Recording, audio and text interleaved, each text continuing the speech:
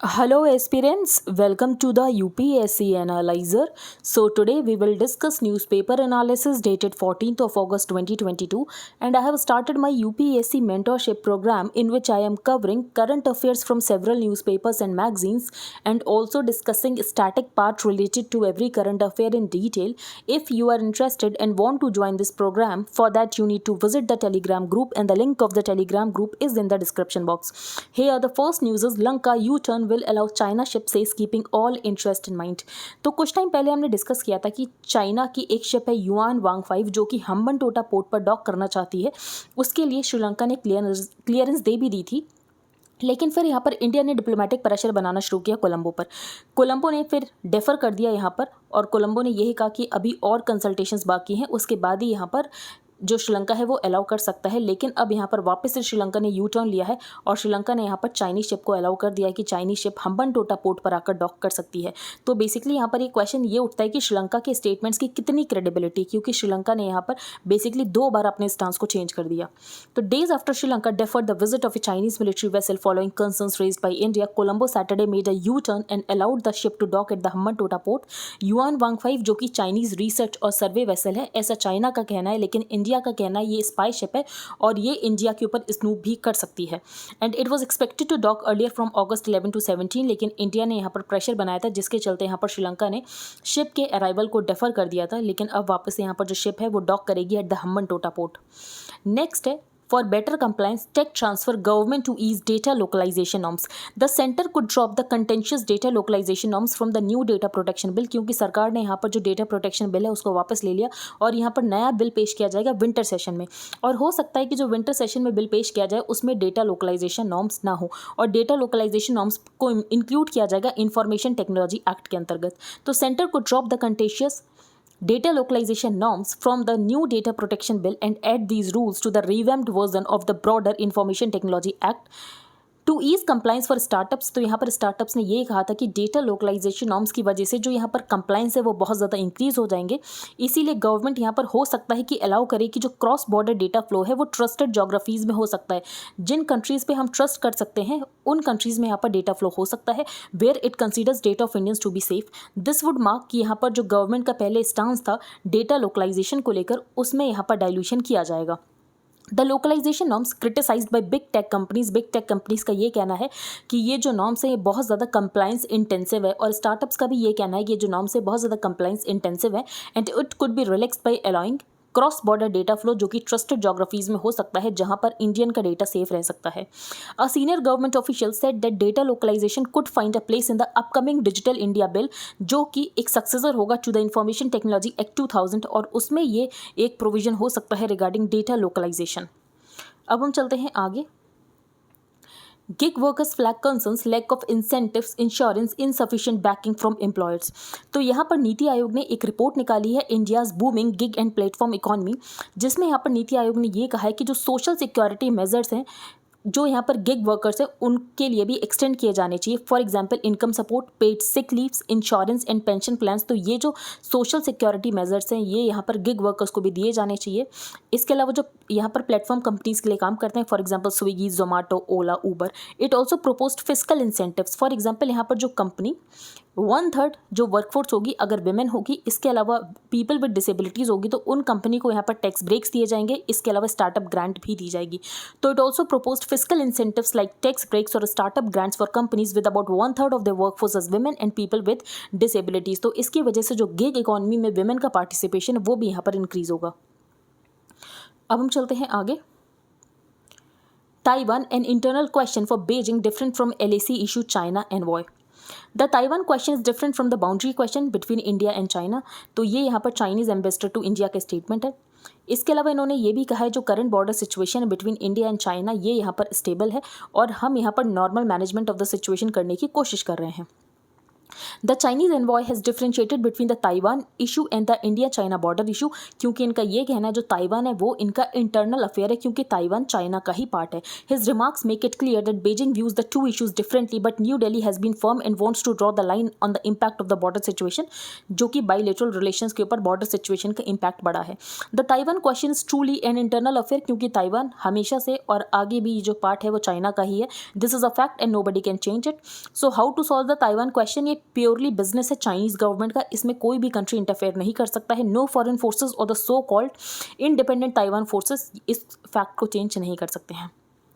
फिर यहाँ पर कल मैंने आपको ये बताया था कि जो इंडिया का स्टांस है नैन्सी पेलोसी की विजिट पर, तो इंडिया ने ये कहा था कि हमारी पॉलिसी सबको पता है रिगार्डिंग ताइवान, तो उस पॉलिसी को रीइटरेट करने की ज़रूरत नहीं है. लेकिन इनका ये कहना है कि एक बार पॉलिसी को रीइटरेट किया जाना चाहिए.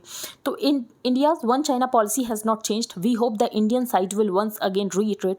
तो New Delhi has not reiterated the one China policy and the MEA spokesperson had said on Friday कि बार बार हमें अपनी वन चाइना पॉलिसी को रीइटरेट करने की ज़रूरत नहीं है, और हमारी जो चाइना को लेकर पॉलिसीज़ है वो यहाँ पर कंसिस्टेंट और क्लियर हैं.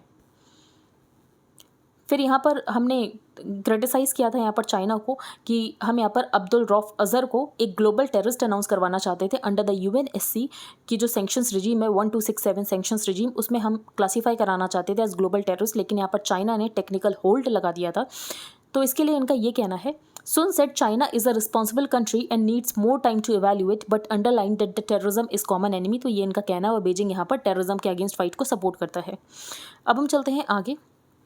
Under the withdrawn data protection bill, तो डेटा प्रोटेक्शन बिल को जो विड्रॉ किया गया है उसमें डेटा लोकलाइजेशन के लिए एक प्रोविजन ये था कि companies were required to store a copy of certain sensitive personal data, जैसे कि हेल्थ और फाइनेंशियल डेटा, तो उसको इंडिया में स्टोर करना पड़ेगा. इसके अलावा अगर क्रिटिकल पर्सनल डेटा को एक्सपोर्ट करना है तो उसको यहाँ पर प्रोहिबिट किया जाएगा. And the export of undefined critical personal data from the country was prohibited.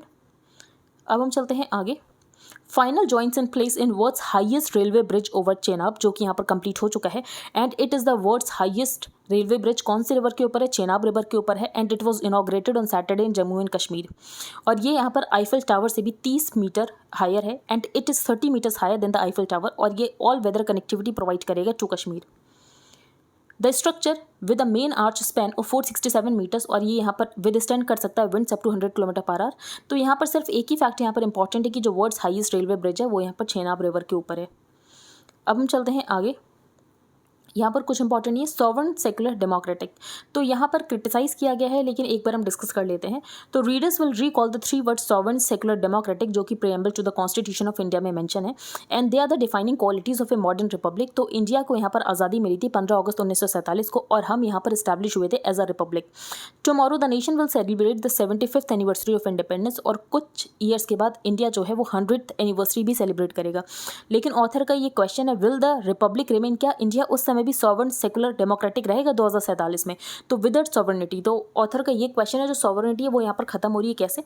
तो सेंचुरीज तक ये माना जाता था कि अगर आपका कंट्री रूल नहीं हो रहा है by foreign Kings and queen's तो आप यहाँ पर सॉवरन हो. लेकिन बाद में जब हमारा कॉन्स्टिट्यूशन फोर्स में आया तो यहाँ पर जो सॉवरेनिटी की डेफिनेशन है वो चेंज हुई कि यहाँ पर सिर्फ जो रूल कर रहे हैं उनको सॉवरन होना ज़रूरी नहीं है, लोगों में भी सॉवरेनिटी उतनी ही होनी चाहिए. तो under a Republican constitution it is not only the state that is sovereign, लेकिन लोगों में भी यहाँ पर सॉवरेनिटी होनी चाहिए.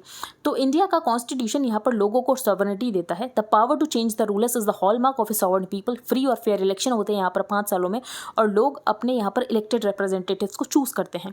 Elections nowadays seem to be largely determined by money, and it is the BJP which is the largest amount of money. फिर यहाँ पर ये कहा गया है कि इलेक्टोरल बॉन्ड्स यहाँ पर स्कीम लेकर आएगी, और जो 95% जो मनी डोनेट किया जाता है वो यहाँ पर बीजेपी के पास जाने लग गया.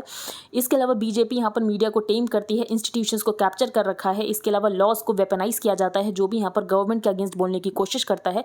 और बीजेपी अगर किसी इलेक्शन को हार जाती है तो बीजेपी यहाँ पर ऑपरेशन लोटस करती है, जो कि यहाँ पर बीजेपी ने गोवा में किया, महाराष्ट्र में किया. तो ये यहाँ पर ऑथर ने क्वेश्चन किया है. नेक्स्ट यहाँ पर बात की गई विथ सेकुलरिज्म. तो क्या सेकुलरिज्म भी खत्म हो जाएगा? तो India will be the most populous country, और हमारा ये फीचर रहा है कि हम बहुत प्लूरलिस्टिक सोसाइटी हैं. हिंदूज हमारे यहाँ 78.4% है, Muslims 14.4%, Christian 2.2%, Sikh 1.7% and the others 3.3%. For 2000 years India एक प्लूरल कंट्री था, और इंडिया आज भी प्लूरल कंट्री है. लेकिन क्या आने वाले समय में इंडिया एक प्लूरल कंट्री रहेगा? But we seem to be in an overdrive to deny our pluralism. तो ऑथर ने दूसरा ये क्वेश्चन किया है. नेक्स्ट यहाँ पर ऑथर ने बात की है फिर democracy, democracy is not just voting once every 5 years, बल्कि डेमोक्रेसी का मतलब ये होता है कि आप यहाँ पर डायलॉग कर सको, डिस्कशन कर सको, डिबेट कर सको, डिसेंट कर सको। लेकिन आज अगर कोई डिसेंट करने की कोशिश करता है तो उसको यहाँ पर अरेस्ट कर लिया जाता है, उसके अगेंस्ट केसेस कर दिए जाते हैं। तो ये ऑथर ने यहाँ पर क्वेश्चन किया है। फॉर एग्जाम्पल ऑथर ने एक रिपोर्ट को मेंशन किया है, स्वीडन बेस्ड वीडम इंस्टीट्यूट, जिसने ये कहा है कि इंडिया अब एक डेमोक्रेसी नहीं है, India is just an electoral autocracy. हमारे ट्राई कलर को डिज़ाइन किसने किया था? तो हमारे ट्राई कलर को डिज़ाइन किया था पिंगाली वेंकैया ने। तो ये आप नाम याद रख सकते हैं। Next 25 years of Indo Naga talks in search of A destination. The late Kakadiralu in his book The Naga Saga articulates that Naga nationalism is an outcome of the aspiration की नागास की आउटकम थी, उनकी एस्पिरेशन ये थी कि एक independent Naga nation होना चाहिए विच एग्जिस्टेड बिफोर द ब्रिटिश। तो ब्रिटिशर से पहले जो यहाँ पर इंडिपेंडेंट नागा नेशन की ये उम्मीद करते थे कि यहाँ पर इंडिपेंडेंट नागा नेशन होना चाहिए। फिर यहाँ पर इंडो नागा सीज फायर होता है। तो इंडो नागा सीज फायर को 25 साल हो चुके हैं, उसके बाद भी जो टॉक्स चल रहे हैं वो अभी तक टॉक्स यहाँ पर किसी डेस्टिनेशन पर नहीं पहुँच पाए हैं, क्योंकि यहाँ पर जो NSCN है, NSCN की ये मांग है कि उनको एक सेपरेट फ्लैग और कॉन्स्टिट्यूशन चाहिए, जो कि यहाँ पर गवर्नमेंट देने को रेडी नहीं है। तो NSCN IM Isak Muivah signed a cease fire agreement with the government of India on July 25, 1997 which became effective in August 1, 1997। तो इसका मतलब ये है लगभग यहाँ पर 25 साल हो चुके हैं। Dating back to the early 19th century the Britishers take over of Assam and Manipur. उसके बाद ट्रीटी ऑफ यंडाबू होती है और धीरे धीरे यहाँ पर जो नागास से होता है वहाँ से भी कॉन्क्वेस्ट हो जाता है ब्रिटिशर्स का। The year 1881 mark the conquest of the Naga hills by subduing the Nagas. The emergence of the Naga national council जो कि 1946 में होती है, वो अभी भी डिमांड करते हैं कि सॉवरेनिटी ऑफ नागास के बारे में। फिर यहाँ पर रिस्पॉन्स में जो उस समय के प्राइम मिनिस्टर होते हैं जवाहरलाल नेहरू, वो मिलिट्रलाइज इंटरवेंशन करते हैं और यहाँ पर armed forces special powers act को लेकर आया जाता है, जो कि अभी भी नागालैंड में फोर्स में है। A few decades later the Shillong accord in 1975 यहाँ पर फॉर्मेशन होता है NSCN का, लेकिन बाद में NSCN यहाँ पर स्प्लिट हो जाता है। एक यहाँ पर बन जाता है NSCN इसहाक मुवैया और दूसरा बन जाता है यहाँ पर खापलांग, NSCN खापलांग। इन 1997 NSCN इसहाक मुवैया और गवर्नमेंट यहाँ पर सीज फायर एग्रीमेंट में जाते हैं। उसके बाद से यहाँ पर टॉक्स चल रहे हैं। इंटरलोक्यूटर पहले यहाँ पर RN रवि थे, फिर यहाँ पर इंटरलोक्यूटर चेंज हुए। उसके बाद यहाँ पर जो NSCN उसकी डिमांड ये है कि उनको एक सेपरेट फ्लैग और कॉन्स्टिट्यूशन चाहिए, जिसके लिए गवर्नमेंट रेडी नहीं है। तो NSCN IM remains firm over it's demand for a separate flag and constitution for the Nagas. और ये हो सकता है कि गवर्नमेंट इसके लिए अप्रूव ना करे, जिसकी वजह से यहाँ पर जो टॉक्स हैं वो डेस्टिनेशन तक नहीं पहुँच पा रहे हैं। अब हम चलते हैं आगे। 2015 में एक एग्रीमेंट हुआ था, एक फ्रेमवर्क एग्रीमेंट हुआ था, लेकिन उसके बाद भी अभी टॉक्स चल रहे हैं। तो which finally culminated in the framework agreement sign between the government of India and the NSCN IM in August 2015। यहाँ पर कोई इंपॉर्टेंट न्यूज़ नहीं है। अब हम चलते हैं आगे। Self governing body for user complaints. तो गवर्नमेंट का बेसिकली ये कहना था सेंटर का कि हम एक ग्रीवांस अपीलेट कमेटी बना देंगे, जो कि यहाँ पर सोशल मीडिया पे जो कंटेंट होता है उसको लेकर अगर यहाँ पर कुछ कंटेंट मॉडरेशन के रिगार्डिंग किसी भी यहाँ पर इंसान को शिकायत है तो वो कंप्लेंट कर सकता है। लेकिन गवर्नमेंट ने यहाँ पर ये भी कहा इन कंपनी से, ये जो बिग टेक कंपनीज है, कि आप यहाँ पर एक सेल्फ रेगुलेटरी बॉडी भी बना सकते हो। तो for the purpose of addressing complaints of social media users a widening divide is being seen between internet companies on plans for setting up a self regulatory body as an alternative to the centre's grievance appellate committee. तो centre ने कहा हम यहाँ पर grievance appellate committee बना देते हैं, लेकिन अगर आपको लगता है कि आप यहाँ पर सेल्फ रेगुलेटरी बॉडी बना सकते हो तो आप भी यहाँ पर सेल्फ रेगुलेटरी बॉडी को सेटअप कर सकते हो और सोशल मीडिया यूजर से जो भी कंप्लेंट होगी रिगार्डिंग कॉन्टेंट मॉडरेशन, तो उसको आप यहाँ पर डील कर लेना। तो इसके लिए कुछ यहाँ पर कंपनीज रेडी हैं, लेकिन यहाँ पर कुछ कंपनीज रेडी नहीं हैं। तो it is learn that Meta and Twitter तो सपोर्ट में है कि यहाँ पर एक सेल्फ रेगुलेटरी बॉडी ही बना देनी चाहिए और यहाँ पर जो सेंटर है, सेंटर को यहाँ पर ग्रीवांस अपीलेट कमेटी बनाने की ज़रूरत नहीं है। लेकिन गूगल और स्नैप ने इसको अपोज किया है। अब गूगल और स्नैप ने क्यों अपोज किया है? क्योंकि जो सेल्फ रेगुलेटरी बॉडी का जो यहाँ पर ड्राफ्ट है, उसमें जो डिसीजन होंगे सेल्फ रेगुलेटरी बॉडी के वो यहाँ पर बाइंडिंग होंगे, जिसकी वजह से उनको चैलेंज करना बहुत मुश्किल हो जाएगा। लेकिन जो गवर्नमेंट अपीलेट कमेटी के यहाँ पर डिसीजंस होंगे उनको यहाँ पर चैलेंज किया जा सकता है कोर्ट में। इसीलिए यहाँ पर जो स्नैप और गूगल है वो इसके अगेंस्ट है। तो social media companies along with industry body internet and mobile association of India are currently chalking up the contours of a self-regulatory mechanism in response to the Ministry of Electronics and IT's proposal to set up GACs to address complaints raised by users about social media companies. अब why are Google and Snap opposing this? तो मैंने आपको बताया इसका क्या reason. इसका reason यही है कि जो डिसीजन होंगे सेल्फ रेगुलेटरी बॉडी के वो यहाँ पर बाइंडिंग होंगे, ऐसे में चैलेंज करना मुश्किल हो जाएगा। A source said orders passed by the GAC can be challenged in court, लेकिन जो यहाँ पर सेल्फ रेगुलेटरी बॉडी के डिसीजन होंगे वो यहाँ पर बाइंडिंग होंगे और उनको चैलेंज करना थोड़ा मुश्किल हो जाएगा and it is much lower. Why is this significant? In absence of consensus. तो अगर यहाँ पर सोशल मीडिया कंपनीज के बीच में कंसेंसस नहीं हो पाता, तब यहाँ पर गवर्नमेंट को अल्टीमेटली एक GAC बनानी पड़ेगी, गवर्नमेंट अपीलेट कमेटी बनानी पड़ेगी। फिर नेक्स्ट ये न्यूज़ भी यहाँ पर गवर्नमेंट अपीलेट कमेटी के बारे में ही है। तो he also set that the self regulatory body can't be dominated by the big tech, उसमें यहाँ पर रिप्रेजेंटेशन होगा फ्रॉम स्मॉलर स्टार्टअप्स भी। तो social media companies along with the industry body internet and mobile association of India are currently chalking up the contours of self regulatory mechanism, और वो अगर बना ले तो बना ले, नहीं तो गवर्नमेंट यहाँ पर गवर्नमेंट अपीलेट कमेटी बना देगी। अब हम चलते हैं आगे। यहाँ पर हिजबुल्ला की बात की गई है। हिजबुल्ला एक Iran backed Lebanese armed group है, ठीक है, Iran backed Lebanese armed group है हिजबुल्ला। तो Hezbollah is backed by Iran और ये लेबनीज आर्म्ड ग्रुप है। एससीओ के अंदर एक रेड्स स्ट्रक्चर है, that is regional anti terrorism structure. तो उसके लिए टेररिज्म ड्रिल्स होंगी जो कि इंडिया होस्ट करेगा, तो पाकिस्तान भी उसमें पार्ट लेगा। तो Pakistan will attend counter terrorism drills hosted by India under the ambit of the Shanghai Cooperation Organisation. तो रेड्स किसका स्ट्रक्चर है ये आपको पता होना चाहिए, एससीओ के अंदर स्ट्रक्चर आता है।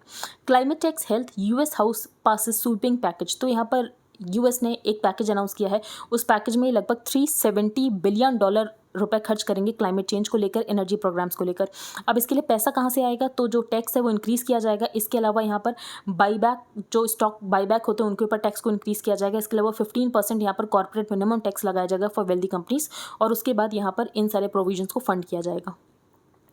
Italy's largest lake shrinks to near historic low amid drought. तो इस लेक का नाम क्या है, इस लेक का नाम है Lake Garda. Italy's worst drought in decades has reduce Lake Garda the country's largest lake to near its lowest level ever recorded. तो यहाँ पर इटली में ड्रॉट आया जिसकी वजह से जो लेक है ये यहाँ पर रिड्यूस हो चुकी है। एक बार हम रिवाइज कर लेते हैं जो हमने रीड किया।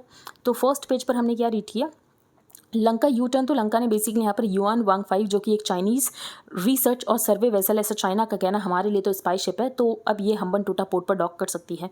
नेक्स्ट यहाँ पर गवर्नमेंट ने जो डेटा प्रोटेक्शन बिल है उसको वापस ले लिया। तो हो सकता है कि गवर्नमेंट जब यहाँ पर नया बिल इंट्रोड्यूस करे तो डेटा लोकलाइजेशन नॉर्म्स उसमें ना हो, और यहाँ पर जो डेटा लोकलाइजेशन नॉर्म्स है हो सकता है उनको इंक्लूड किया जाए इन the upcoming digital India bill.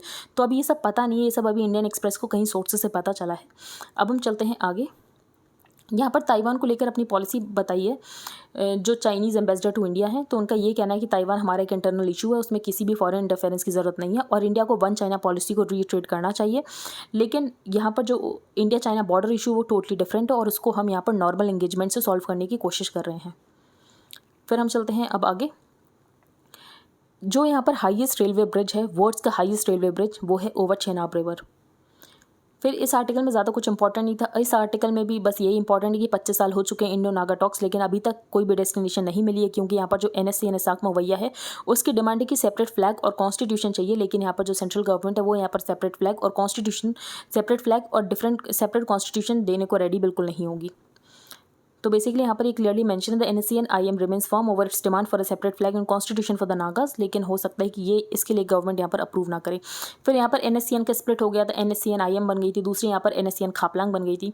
2001 में भी यहाँ पर टॉक्स शुरू हुए, लेकिन उसके बाद भी अभी टॉक्स कल्मिनेशन तक नहीं पहुँच पाए हैं। नेक्स्ट यहाँ पर बात की है सेल्फ रेगुलेटरी बॉडी की, तो वो हमने डिस्कस कर लिया। फिर गवर्नमेंट अपीलेट कमेटी बना देगी, नहीं तो इन बिग टेक कंपनीज और स्टार्टअप्स को ये कहा गया कि आप यहाँ पर अपनी सेल्फ रेगुलेटरी बॉडी बना सकते हो, लेकिन गूगल और स्नैप उसके अगेंस्ट है। फिर यहाँ पर हिजबुल्ला हमने डिस्कस किया, एक ये लेबनीज आर्म्ड ग्रुप है और ईरान के द्वारा इसको बैक किया जाता है। एससीओ का एक स्ट्रक्चर है जिसका नाम है RATS regional anti terrorism structure, और यहाँ पर यूएस एक स्वीपिंग पैकेज लेकर आया है for the climate change and energy norms. इसको फंड कैसे किया जाएगा, तो बाईबैक के ऊपर टैक्स लगाया जाएगा। अगर यहाँ पर स्टॉक्स को बाईबैक किया जा रहा है 15% मिनिमम कॉर्पोरेट टैक्स लगाया जाएगा फॉर द वेल्दी कंपनीज। तो ये सब कुछ किया जाएगा जिसकी वजह से इसको फंड किया जाएगा। तो आई होप आपको सब कुछ क्लियर हो गया हो। If you liked the video then please like share and subscribe. Thank you and have a nice day.